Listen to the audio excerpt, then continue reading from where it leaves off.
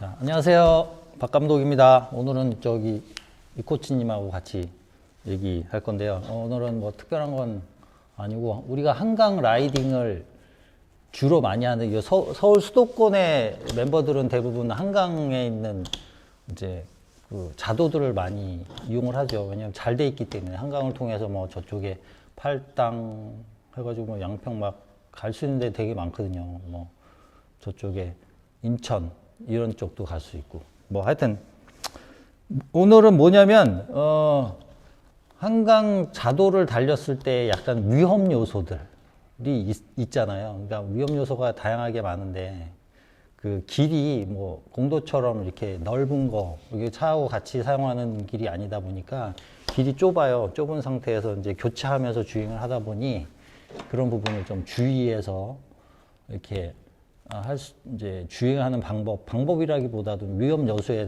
대한 거를 좀 서로 이제 우리 윤 코치님하고 같이 얘기를 좀 해보도록 하겠습니다. 우리가 주행했을 때 우리가 처음에 뭐 예를 들어서 우리 같은 경우에는 일산에서 출발해 가지고 저쪽에 한강 뭐 행주까지 넘어가 가지고 이제 북단으로 넘어가서 이제 주행을 하거든요. 거기서부터 이제 갔을 때 이제 거기까지는 사람이 별로 없는데 행주대교서부터 이제 북단에 주행을 이제 여의도라든지 잠실 방향으로 주행하다 보면 사람이 이제 라이더들도 많고 사람들도 굉장히 많아요. 그래서 일어날 수 있는 그런 환경. 뭐가 있지? 응?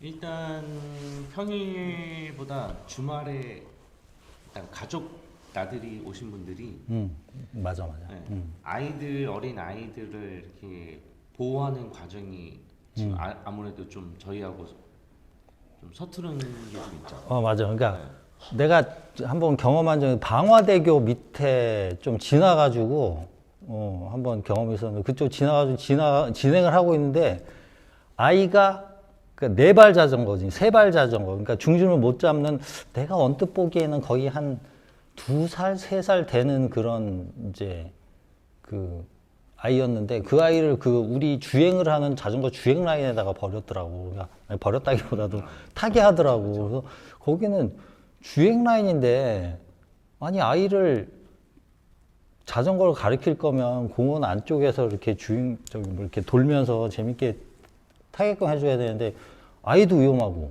어른들도 위험하잖아. 그러니까 그런 부분에서 완전히 어떻게 보면은 좀 빌런이 되는 본의 아니게 물론 이제 주행하는 사람들이 이제 뭐 아이니까 안전하게 되도록이면 하려고 하지만 그거 자체가 좀 난 개인적으로 좀 위험하다고 보는데.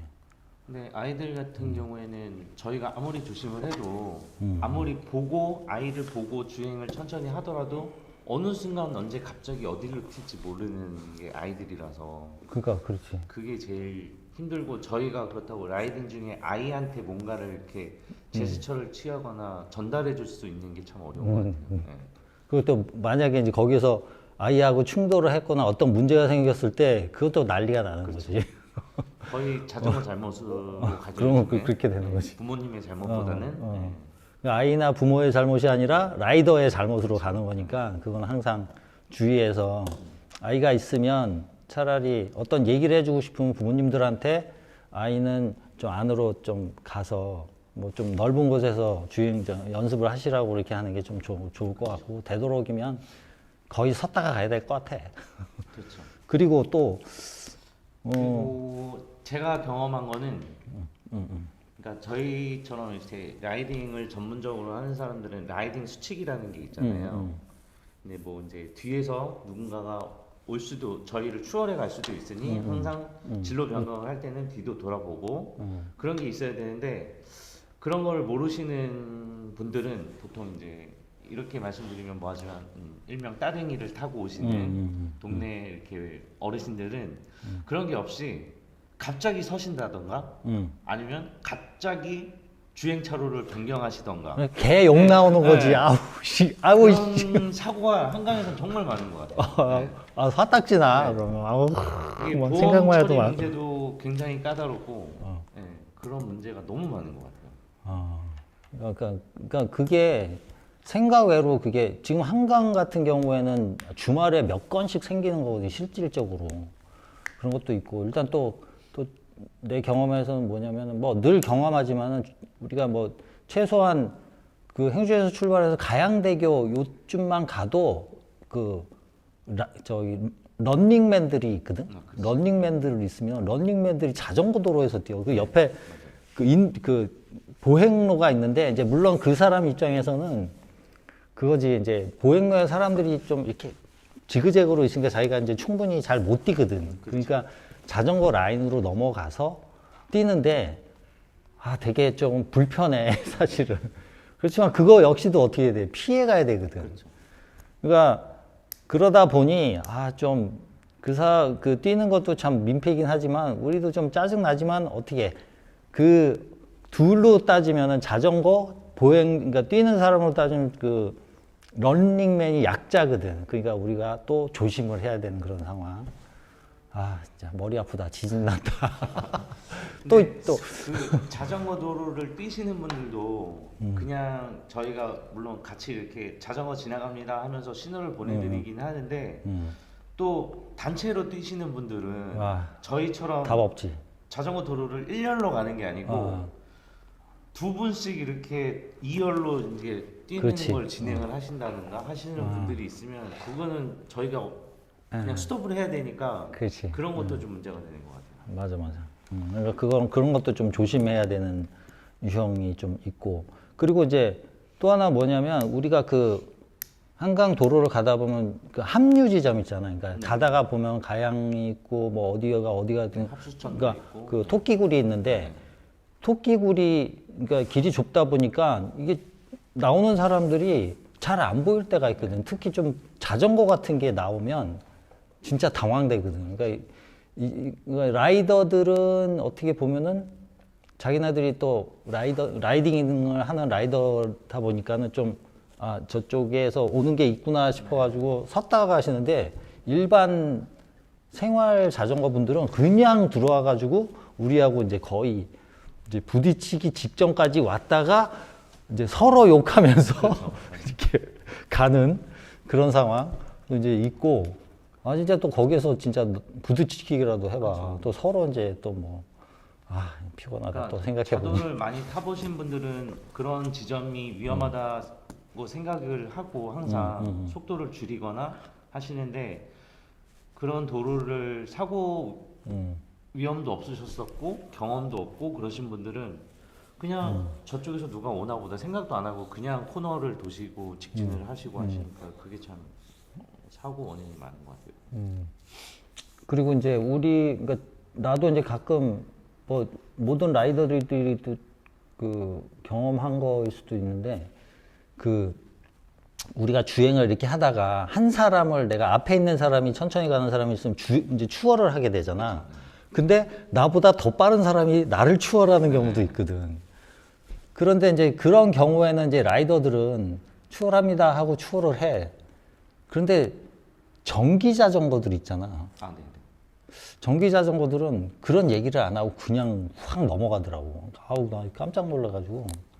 그런 것도 이제 피할 때 나도 이 주행을 하는 사람을 추월을 할 때 안전하게 추월하려고 노력하지만은 또 2, 3중으로 또 추월하는 사람들이 있기 때문에 그런 것 역시도 내가 추월할 때의 그 안전거리 또 뭐 뒤쪽의 상황 같은 거를 예견을 하면서 또 추월을 해야 되는 그런 상황도 좀 있는 것 같아.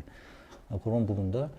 또, 되게 상황 좀 애매한 그런 것도 많다. 그러니까 전에 내가 이제 그 혼자서 이제 한강을 탄 적이 있었는데요. 그러니까 힘드니까 왜 기차를 잡아야 할 때가 있잖아. 저기 기차가 저걸 잡고 가야 되겠어. 힘드니까. 그래서 잡고 간 적이 있었는데 이게 거기도 클럽이었어. 한 7명, 8명 정도 됐었는데 나는 이제 그 클럽 중앙에 들어가면 민폐니까 나는 맨 뒤에서 따라서 탔지. 양해를 구하고. 죄송한데 이거 좀 뒤에 붙어가도 될까요? 그랬더니 그러시라고 따라갔지. 근데 여의도쯤 지나니까 길이 좁아지잖아. 근데 이 멤버들이 이제 좁아진 길에서 이제 뭐 천천히 가는 사람들이 있으니까 추월을 한 거야. 근데 이제 뒤에 이제 추월하는 멤버들이 어떻게 되시니 그 나비효과처럼 한 사람이 이렇게 이제 쉽게 나가도 그 뒷사람들은 자꾸 벌어질 거 아니야. 그러다가 반대쪽 사람하고 부딪혀 버린 거야. 그러면서 이제 그러니까 그 경우도 경우의 수로 많거든. 그래서 그런 경우에 넘어지게 되면은 이 사람 뭐야 그냥 중앙성 침범이니까 내가 봤거든 바로 앞 뒤에서 너 그 어떻게 부딪힌 걸 다 봤기 때문에 그런 것도 주의해서 그러니까는 클럽 멤버들이 뭐 이 사람이 이만큼 간다고 해서 이만큼 그냥 확 넘어갈 게 아니라 그 사람 한 네다섯 명 넘어갔으면 나는 좀 기다렸다가 조금 있다가 넘어가야지. 그게 안전에 대해서 더 이제 예민하게 봐야 되는 그런 상황인 거죠. 또 뭐가 있을까? 뭐가 있지? 많으니까 죽겠다 진짜. 근데 이 위험 요소라는 거는 뭐 생각을 하면 무수히 많겠지만 그거보다 더 많은 일들이 일어날 수 있으니까요. 대표적인 것도 많고. 전번에 또 이런 거 우리 멤버들 중에 한 명도 뭐 따릉이하고도 따릉이 와가지고 그냥 그 초보가 와가지고 반대편에서 나한테 직진 해가지고 받은 경우도 경험을 많이 했고 또 이제 주행을 딱 하는데 가장 좀 위험한 거 뭐냐면 보행자가 이렇게 분명히 걸어가고 있었거든? 근데 내 쪽에서 왔을 때 갑자기 횡단을 하는 경우. 그렇죠. 와, 그건 대처가 어려운 거거든. 이거는 진짜 블랙박스가 없으면 이거는 그냥 내가 받은 거야. 그리고 한강은 특히나 라이더도 많지만 산책 나오시는 분들이 굉장히 많잖아요. 근데 대부분 어르신들보다는 젊은 사람들이 산책 나왔을 때, 그러니까 런닝할 때, 운동할 때 이어폰을 꽂고 항상 다니잖아요. 그렇지. 네. 이어폰 꽂고. 그러면 저희가 뒤에서 소리 질러도 안 들려. 소리를 질러도 모르고 안 들려. 네. 그러다가 갑자기 핸드폰 보면서 운동을 하다가 갑자기 옆으로 돌아서고. 그렇지. 네, 그럴 경우는 저희도 이제 아무것도 할 수가 없는 상황. 대비가 안 돼. 네, 그렇죠. 그런 것들도 위험 요소가 엄청 많은 것 같아요. 그런 거 있고. 근데 되게 많다. 끝이 없을 것 같아요. 말하다 보면. 그러니까 내 경험도 그렇고 그냥 간접적인 경험도 워낙 그런 이제 상황이 많고 그러니까 사고 사례가 원체 많고 그러니까 한강이라는 그 자전거 자도가 생각 외로 이렇게 안전한 공간은 아니거든. 네. 어떻게 보면은 차가 별로 없는 공도보다 더 훨씬 위험한 그런 이제 상황이기도 하고 그래가지고 왜냐면 자전거 도로 양쪽으로 공원이 있고 한강 강가가 있고 하니까 너무 수시로 사람들이 왔다 갔다 자전거 도로를 횡단을 하니까 뭐 진짜 그냥 무조건 계속 사람만 신경 쓰고 라이딩을 할 수밖에 없는 상황인 것 같아요. 맞아. 하여튼 뭐 지금 뭐 언뜻 몇 개만 이렇게 생각해도 상당히 위험한 요소가 좀 많거든. 그러니까 그런 부분들을 이제 우리 그 라이더 분들도 이게 지금 저희가 얘기한 거는 그냥 극히 일부예요. 일부 부분만 지금 생각나는 대로 말씀드렸는데 의외로 생각 안 했던 부분들의 그 뭐 주행했을 때 큰 문제가 생기는 경우 많거든요. 그 뭐 혼자 예를 들어서 이제 비접촉 사고라는 것도 있거든요. 그러니까 뭐 전번에 어떤 일이 있었더라. 어떤 할아버지인데 직접적인 접촉은 안 됐어요. 근데 이제 비접촉 사고라고 경찰서에서 비접촉 사고라고 해가지고 보험 처리를 해줬더라고요. 그런 사례가 의외로 많은데 실제 부딪히진 않았는데 할아버지가 자전거 때문에 놀라가지고 넘어져갖고 고관절을 다쳤대요. 그래가지고 고관절 다쳤는데 2천만 원인가 물어줬다고 하대요. 비접촉 사고로. 그래서 뭐 물론 이제 넘어지신 분이 물론 이제 심리적으로 보면 되게 좀 놀랄 수 있는 상황도 있긴 하지만 어떻게 보면은 라이더들 입장에서는 내가 직접적으로 단 건 아닌데 이런 문제가 생겼다라고 하는 그런 부분도 있으니까 어쨌든 우리가 그 자전거 도로를 나가면 자전거 도로 자체가 우리 것만은 아닌 거예요. 그래서 일단은 첫 번째는 보행자를 일단 좋든 싫든 보호를 해야 되고요. 그리고 이제 방어 운전을 확실하게 잘 하셔야 되고요. 그리고 사람이 많은 왜 그 구간들 있잖아요. 뭐 가다 보면 이제 어디야 합수부 그리고 뭐 여의도, 양화대교, 여의도 뭐 이런 순차적으로 보면은 사람이 이렇게 몰리는 그런 이제 그 구간들이 있어요. 그러니까 그런 데서 막 내가 지금 평속으로 올려야 되겠다고 달려가지고 속도를 올려갖고 어떻게 하지 마시고 그냥 적당하게 거기서는 안전 주행을 해서 이제 일단 내 몸도 보호해야 되고 내 몸 플러스 다른 이제 피사체도 좀 그 보호를 해야 되기 때문에 그렇게 해서 안전 주행을 좀 해주는 게 제일 좋을 것 같아요. 한강에서 라이더들이 이제 예전만큼 저희도 이제 자전거가 차도로 내려온 지가 오래되진 않았잖아요.